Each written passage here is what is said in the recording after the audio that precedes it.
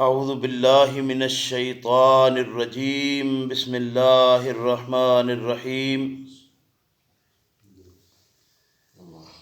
وَإِذْ قَالَ اللَّهُ، اور جب کہا اللہ نے، یا عیسیٰ ابن مریم، اے عیسیٰ ابن مریم، اَأَنْتَ، کیا تو نے، قلتا کہا تھا، للناس لوگوں کے لیے، اتخذونی پکڑو مجھ کو، وأمیہ اور ماں میری کو، الہین دو معبود،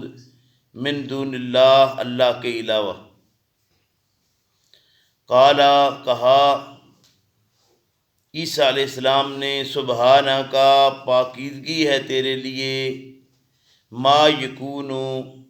لی نہیں ہے میرے لیے، میرے واسطے، ان اقولا یہ کہ کہوں میں،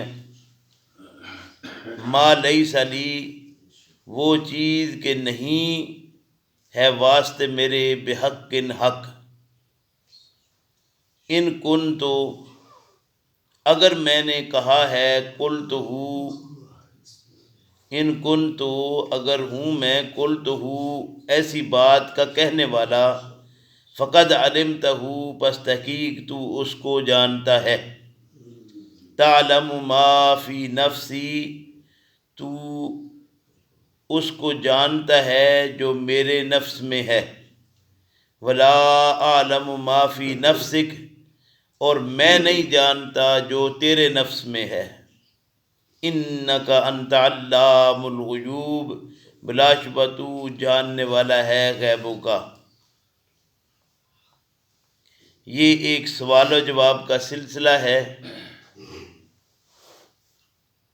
جس سے یہ بات واضح ہوتی ہے کہ سیدنا عیسیٰ علیہ السلام پر یہ ایک الزام لگایا گیا کہ انہوں نے یہ بات کہی تھی کہ ہم انہیں اور ان کی والدہ کو معبود بنا لیں، اور ان کا یہ اعتراض کہ اگر ہمارے نبی نے ہمیں ایک پیغام دیا ہے، ایک تعارف کرایا ہے، تو ظاہر ہے کہ ہم اسی کے مطابق آگے معاملہ کرتے جو نبی نے ہمیں بتایا ہے۔ اس سے یہ بات واضح ہوتی ہے کہ لوگ اللہ کے نیک بندوں کے ذمہ ایسی باتیں لگا دیتے ہیں جو انہوں نے کبھی کہی نہ ہوں، اور محض کسی کے ذمہ کوئی بات لگا دینے سے بات اس کی نہیں ہو جاتی۔ اس سے بہت سارے اسباق ہیں جو لینے کے ہیں، اللہ توفیق دے۔ آج زمانے میں جو باتیں کہنے والے کہتے ہیں، کالا کالا کالا کالا جو کہنے والے ہیں، ان کو سمجھنا چاہیے کہ یہ جو پہلا کالا ہے اس سے کیا مراد ہے اور ہم کیا کر رہے ہیں۔ یعنی کہنے والا کوئی ہو اور وہ بات کہہ کر کسی دوسرے کی طرف منسوب کر دے، تو جس کی طرف نسبت کی گئی ہو وہ بات اس کی نہیں ہو جاتی، تا وقت کہ اس کی تصدیق نہ ہو کہ ہاں یہ بات اس کی ہے یا نہیں۔ اور تصدیق کرنے والے وہ لوگ ہی صرف ہوں گے، نہیں، وہ بات خود بتاتی ہے کہ میں اس کی کہی ہوئی بات ہوں یا نہیں ہوں۔ فرمایا ما قلت لہم نہیں کہا تھا میں نے واسطے ان کے، الا مگر ما امرتنی وہ چیز کہ تو نے حکم دیا مجھ کو، بہی ساتھ اس کے، ان اعبدوا اللہ یہ کہ عبادت کرو اللہ کی، ربی جو میرا بھی رب ہے، وربکم اور تمہارا بھی رب ہے، وکنتا اور تھا میں، علیہم ان میں ان پر، شہیداً گواہ، ما دمت فیہم جب تک میں ان کے بیچ رہا، فلما توفیتنی پس جب تو نے وفات دی مجھ کو، میرا وقت پورا کر دیا تو نے، کنت تھا تو، انت الرقیب علیہم ان پر نگہباں،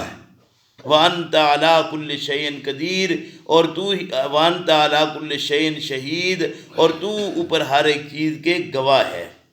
شان خداوندی میں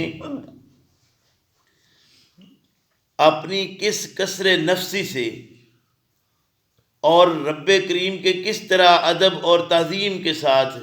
بات جاری ہے سیدنا عیسیٰ علیہ السلام کی کہ اللہ، میں نے تو وہی بات کہی تھی جو تیرا پیغام تھا، جو تو نے حکم دیا تھا، تیرے حکم کے علاوہ میں نے اپنی طرف سے کوئی بات نہیں کی۔ گویا انبیاء علیہ السلام اپنی طرف سے کوئی بات کرتے ہی نہیں تھے، انبیاء علیہ السلام وہی پیغام دیا کرتے تھے جو ان کی طرف اللہ رب کریم کی طرف سے پیغام ہوتا تھا۔ تو یہ سیدنا عیسیٰ علیہ السلام اس بات کی گواہی دیتے ہیں کہ اللہ، جب تک میں ان میں رہا اس وقت تک کا تو میں گواہ ہوں کہ یہ کیا کرتے رہے، میرے جانے کے بعد، میری وفات کے بعد میں نہیں جانتا کہ انہوں نے کیا کیا، تو گواہ ہے، تیرے علم میں ہے کہ یہ کیا کچھ کرتے رہے ہیں۔ ان تعذبہم، اگر تو عذاب دے ان کو، فإنہم عبادک، تو وہ تیرے بندے ہیں، وَإِن تَغْفِرْ لَهُمْ، اور اگر تو بخش دے ان کو، فَإِنَّكَ أَنْتَ الْعَزِيزُ الْحَكِيمُ، تو غالب بھی ہے اور حکمت والا بھی ہے۔ کتنی شاندار بات ہے کہ ایک طرف الزام لگایا جا رہا ہے سیدنا عیسیٰ علیہ السلام پر، اور دوسری طرف ان کی طرف سے پیغام کتنا شاندار ہے کہ اللہ، انہوں نے شرک بھی کیا تیرے ساتھ اور میرے ذمہ بھی لگا دیا، تو اللہ پھر بھی میں یہی کہتا ہوں کہ اگر تو ان کو عذاب دے تو تیرے بندے ہیں، اگر تو معاف کرے تو تو غفور الرحیم ہے، عزیز الحکیم ہے، تو غالب ہے، حکمت والا ہے، جیسے چاہے تو ان کے ساتھ سلوک کر، میں کوئی اس طرح کا معاملہ کرنے والا نہیں۔ اور ہمارے ہاں معمولی باتوں پر یہ بات نعرے بازی کے طور پر باقاعدہ کی جاتی ہے کہ ہمارا مسلک حق ہے اور ہم ہی جنت کے ٹھیکیدار ہیں، دوسرا کوئی جنت میں جانے والا نہیں ہے، نہ اللہ کسی کو بخشے گا، جب تک یہ نہ کیا اللہ نہیں بخشے گا، یہ نہ ہوا تو نہیں بخشے گا۔ یہ شرک کی بات ہے اور نبی کے ساتھ اللہ کا ہم کلام ہونا ہے۔ اللہ رب کریم اس کی وضاحت فرما رہے ہیں، اللہ سمجھنے کی توفیق دے۔ قال اللہ، کہے گا اللہ، کہا اللہ نے، ہذا یوم، یہ دن ہے، ینفع الصادقین صدقہم، جو فائدہ دے گا سچوں کی سچائی ان کی۔ یہ ایسا دن ہے جس میں ہر سچے کی سچائی اس کو فائدہ دے گی۔ لہم، واسطے ان کے، جنات، ان باغات ہیں، تجری من تحت الانہار، بہتی ہیں نیچے ان کے نہریں، خالدین فیہا ابدا، ہمیشہ رہیں گے اس کے اندر، ہمیشہ رہنا۔ رضی اللہ عنہم، راضی ہوا اللہ ان سے، ورضوا عنہ، وہ اس سے راضی ہو گئے۔ ذالک الفوز العظیم، یہی اصل میں مراد کو پانا ہے، یہی وہ کامیابی ہے جو بڑی کامیابی ہے۔ للہ، اللہ ہی کے لیے ہے، ملک السماوات والارض، جو کچھ آسمانوں اور زمین کی بادشاہی میں ہے، وما فیہن، جو کچھ ان کے درمیان ہے، وہ ساری بادشاہی اللہ رب کریم کی ہے۔ وہو علی کل شیء قدیر، اور وہ اوپر ہر ایک چیز کے قادر ہے۔ گویا زمین و آسمان اور اس میں خاکی، نوری، ناری، بے جان اور جاندار، بے شعور اور باشعور، جو کچھ بھی ہے سب کا سب اللہ وحدہ لا شریک لہ کی ملکیت ہے، اس کی الوہیت میں کوئی شریک نہیں۔ ساری مخلوقات خالق کی رضا و قضا و قدر کے آگے جمادات کی طرح کوئی قوت نہیں رکھتی، اور نہ ہی بہائم کی طرح کوئی عقل اور فکر ان کی کام کرنے والی ہے۔ سبھی اس کی قدرت کے سامنے بے قدرت اور اس کے علم کے سامنے لا علم ہیں۔ اللہ رب کریم ہم سب کو اس بات کی توفیق عطا فرمائے کہ ہم اللہ کی کتاب کو صحیح معنوں میں سمجھتے ہوئے معاملات اپنے بالکل کلیئر کریں۔ ضد اور ہٹ دھرمی اچھی نہیں ہوتی۔ آج کے سبق میں ایک بہت ہی اہم بات جو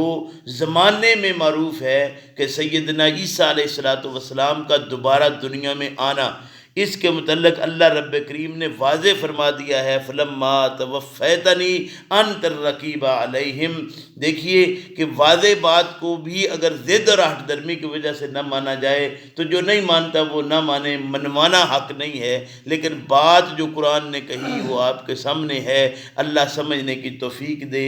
آج 5 اپریل 2021،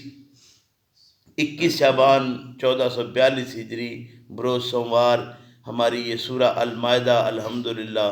ترجمے کے ساتھ مکمل ہوئی۔ اللہ رب کریم سے دعا کیجیے کہ اللہ ہمیں کتاب و سنت کے مطابق زندگی گزارنے کی توفیق عطا فرمائے، قرآن کو صحیح معنوں میں سمجھنے کی توفیق عطا فرمائے، اور سمجھ لینے کے بعد ہمیں اپنی زندگی کو اس کے مطابق بنانے کی توفیق دے۔ ربنا لا تزغ قلوبنا بعد إذ هديتنا وهب لنا من